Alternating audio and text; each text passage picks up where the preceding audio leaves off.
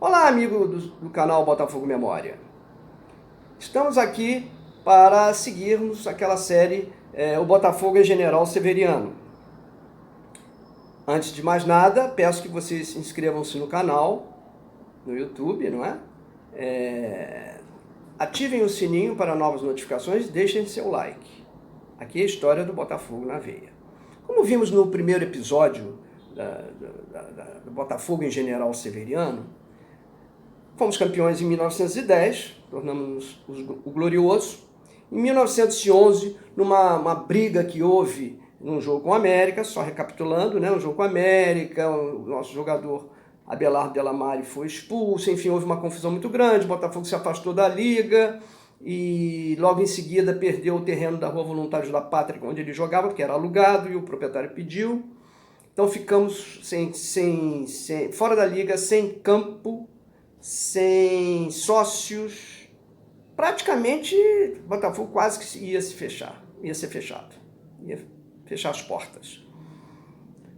Seguindo a história, né, em 1911, no final de 1911, em 12 de novembro, a Assembleia Geral do clube elegeu a seguinte diretoria, mas um clube que já quase não funcionava, não tinha onde funcionar.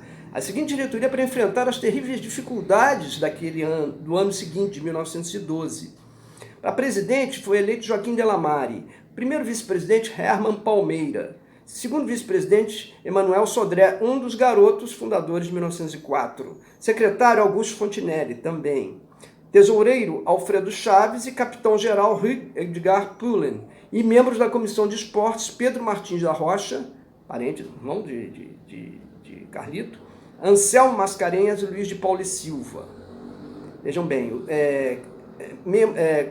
capitão-geral naquele tempo era uma espécie de diretor e técnico e treinador ao mesmo tempo, né?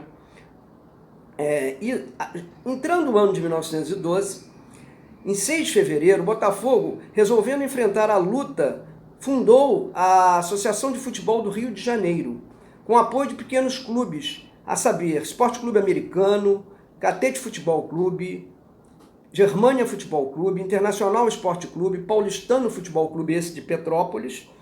E em 26 de abril, Herman Palmeira foi eleito presidente dessa Associação de Futebol do Rio de Janeiro. O campeonato foi organizado e os jogos eram disputados em um campo muito precário, situado na Rua São Clemente 194.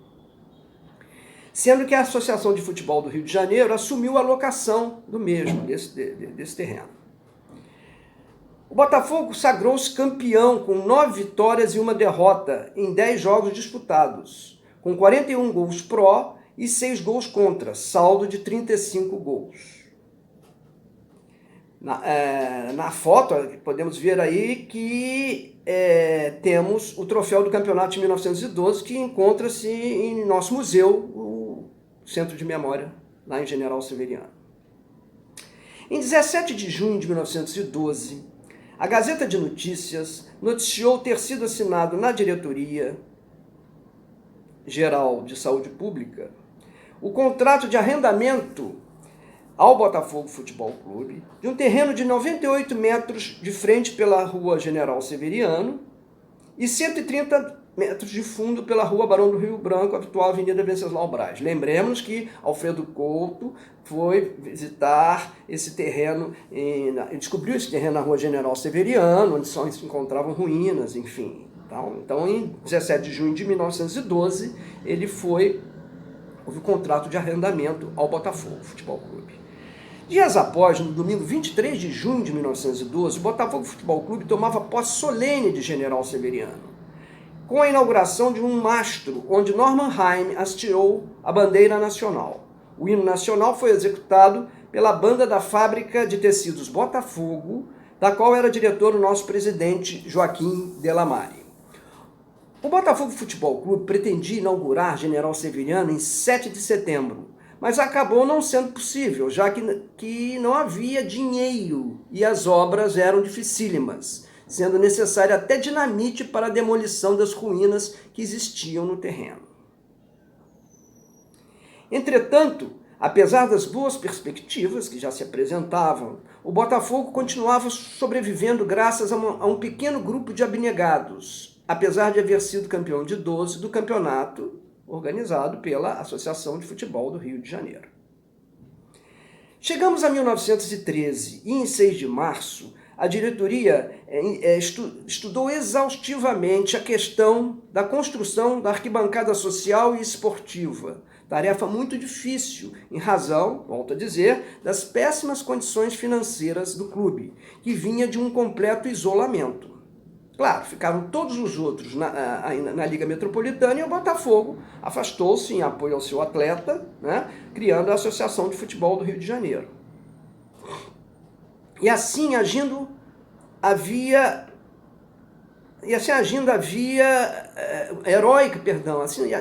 heróica e abnegadamente, o Botafogo conseguiu construir arquibancadas sob a qual ficaram as instalações da sede e vestiários. Custou 8.500.000 réis.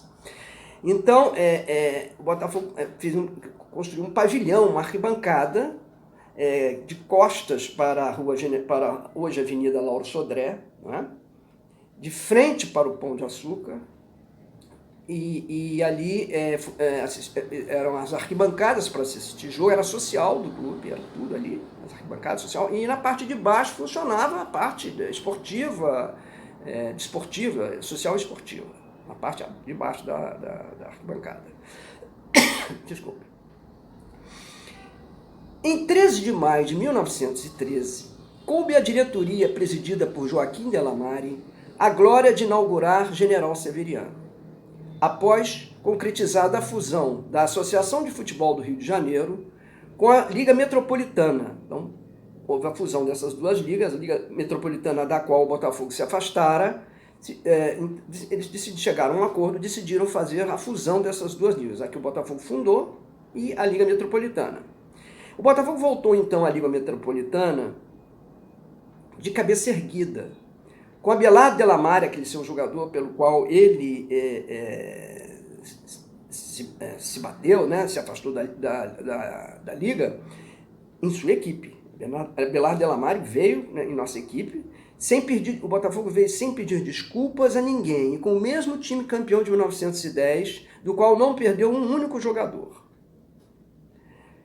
Em nosso primeiro jogo do campeonato contra o Flamengo, que tanto lutou para que voltássemos à Liga Metropolitana, o Flamengo lutou para que nós voltássemos, isso é fato. Vencemos por 1-0 com um lindo gol de Mimi Sodré após uma partida sensacional, tendo a nossa equipe formado com Álvaro Werneck, Edgar Dutra e Pullen, Juca Couto, Rolando Delamare e Pino, Vilaça, Abelardo Delamare, Facchini, Mimi Sodré e Lauro Sodré, dois irmãos. O Emanuel Sodré já era mais velho, já era segundo vice-presidente do clube, já não jogava mais. Os 3 filhos do senador Lauro Sodré. Então, esse é o episódio número 2 da saga, né, da presença do Botafogo em General Severiano. Botafogo, o mais antigo clube multiesportivo do Brasil, campeão de 3 séculos.